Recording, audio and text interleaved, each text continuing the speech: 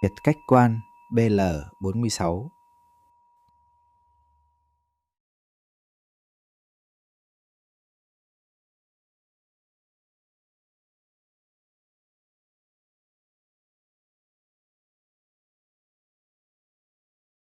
Vị trí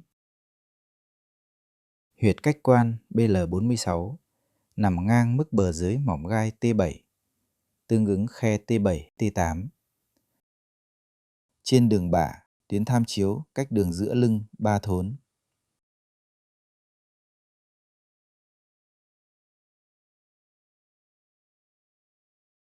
Cách lấy huyệt.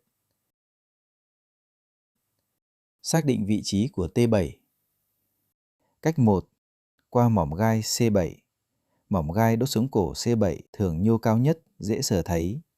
Khi cử động cổ, gập, duỗi hoặc xoay, mỏm này di động theo các đốt sống cổ phía trên. Đốt sống ngực T1 nằm ngay dưới C7.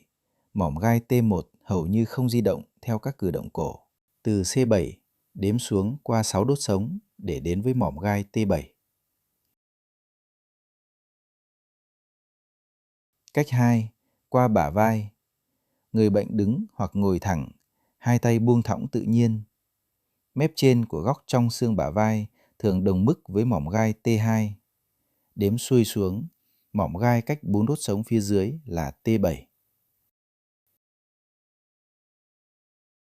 Hoặc xác định góc dưới xương bả vai, thường tương ứng mức T7.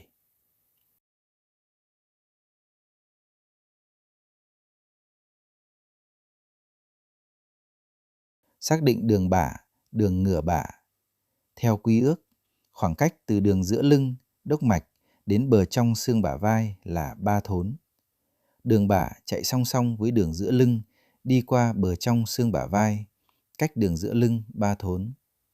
Đường nửa bả cũng chạy song song với đường giữa lưng, nằm ở nửa khoảng cách từ đường giữa lưng đến bờ trong của xương bả vai, tương ứng 1,5 thốn.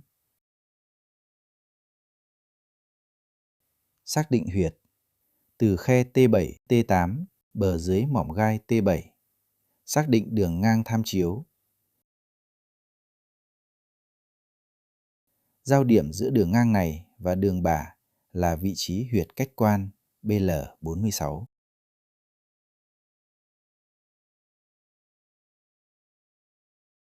Neo điểm.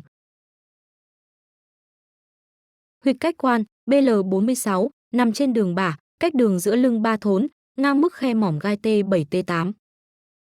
Cùng ngang, hai huyệt cùng nằm ngang với huyệt cách quan BL46 ở mức khe mỏm gai T7, T8, theo thứ tự từ trong ra ngoài.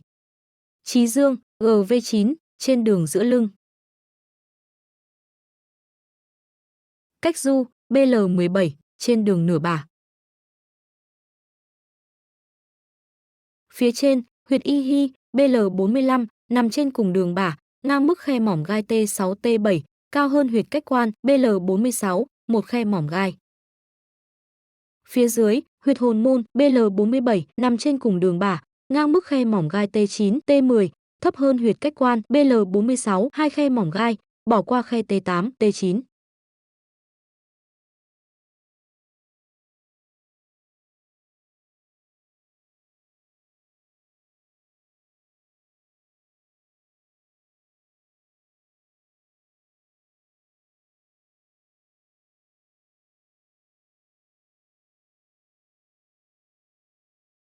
Tác dụng và chức năng chính. Điều hòa cơ hoành, giáng nghịch vị khí. Giúp điều chỉnh khí cơ vùng cơ hoành và dạ dày, đưa khí vị đi xuống đúng hướng, hỗ trợ giảm buồn nôn, ợ hơi và đầy tức vùng thượng vị. Hòa vị, kiện trung tiêu. Cải thiện chức năng tiêu hóa của tỳ vị, giúp giảm chướng bụng, khó tiêu, rối loạn đại tiện và cảm giác nặng vùng dạ dày. Khu phong, hoạt lạc kinh bàng quang vùng lưng, vai.